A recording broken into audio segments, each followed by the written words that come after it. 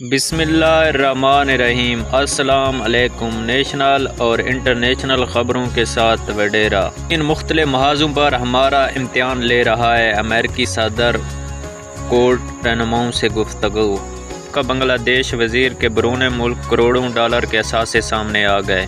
ایشیائی ترقی بینک نے خیبر پختونخوا میں سڑکوں کی بحالی کے لیے 32 کروڑ ڈالر کی منظوری دے دی۔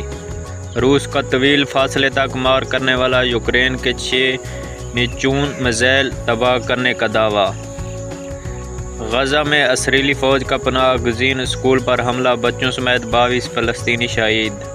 مغرب دنیا اسرائیل کو خطے میں جارحانہ جنگ پھیلانے سے روکے، ترک صدر طیب اردگان۔ خلیج بنگال میں کشتی الٹنے سے 9 بھارتی ماہی گیروں کی ہلاکت کا خدشہ۔ توسا میں کروائی 10 کروڑ سے زائد مالیت کا نایاب نسل کا عقاب برآمد۔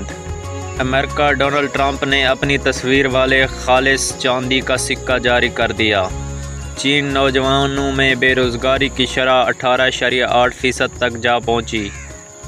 ٹرمپ کی دوسرے صدارتی مباحثے سے فرار کی کوشش، کیملا ہیرس راضی۔ چور کے نہ نہانے پر بیوی نے شادی کے 40 دن بعد طلاق لے لی۔ ایران میں کوئلے کی کان میں دھماکہ، ہلاکتوں کی تعداد 51 ہو گئی۔ فوج کا مغرب کنارے میں الجزائر کے دفتر پر حملہ، نشریات بند کروا دیں۔ ایران کو ایک اور غزہ بننے کی اجازت نہیں دے سکتے، سربراہ اقوام متحدہ۔ حزب اللہ کا اسرائیل پر بڑا وار، حیفا اور فوجی ایئر بیس پر راکٹس کی برسات۔ امریکہ میں مسلح افراد کی راہگیروں پر فائرنگ، 4 ہلاک، درجنوں زخمی۔ بحاریاں سنگ دل ماں نے تیزاب پلا کر بچوں کو قتل کر دیا۔ غزہ میں گزشتہ 72 گھنٹوں کے دوران مزید 119 فلسطینی شہید۔ سری لنکا صدارتی انتخابات کی ووٹنگ مکمل ہونے کے بعد ملک میں کرفیو نافذ۔ برطانیہ اسرائیلی آبادکاروں کے خلاف مزید پابندیاں لگا رہا ہے۔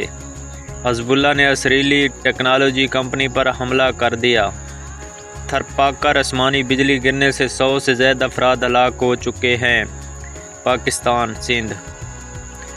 پاکستان اور چین کا دہشت گردی کے خلاف مل کر کام کرنے پر اتفاق۔ بائیڈن اور مودی ملاقات کے دوران سکھوں کا احتجاجی مظاہرہ۔ بھارت لبنان پیجز دھماکے کی تحقیقات، بھارتی شہری کے گھر کی نگرانی سخت۔ یہ کچھ تھی نیشنل اور انٹرنیشنل خبریں جو ہم نے آپ تک پہنچائیں۔ ہمارے چینل کو لائک اور سبسکرائب کر دیں تاکہ ہم ایک دوسرے کے ساتھ جڑے رہیں۔